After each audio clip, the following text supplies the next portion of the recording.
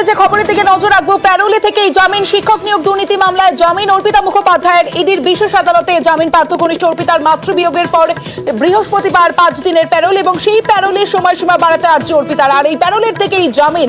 বিস্তারিত জানাবে অনুপ চক্রবর্তী, রয়েছে আমার সঙ্গে। অনুপ,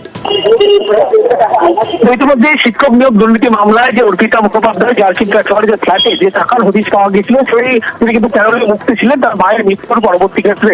তার প্যারোলে থাকাকালীন কিন্তু একেবারে আজকে ইডির যে বিশেষ আদালত, সেই বিশেষ আদালত থেকে কিন্তু তিনি আজকে জামিন পেয়েছেন এবং শর্ত সাপেক্ষে তাকে জামিন দেওয়া হয়েছে।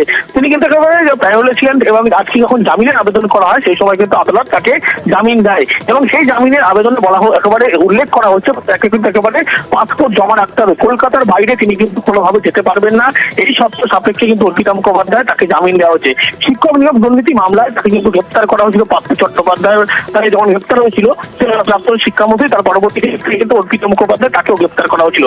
তার যে ফ্ল্যাট থেকে একেবারে যে টাকার পাহাড় তার হদিশ মিলেছিল, পরবর্তী ক্ষেত্রে তাকেও গ্রেপ্তার করা হয়েছিল এবং সেই শিক্ষক নিয়োগ দুর্নীতি মামলায় কিন্তু এবারে প্যারোলে যখন মুক্তি ছিল তার মধ্যেই একেবারে শর্ত সাপেক্ষে জামিন পেলেন ইডির বিশেষ আদালত থেকে।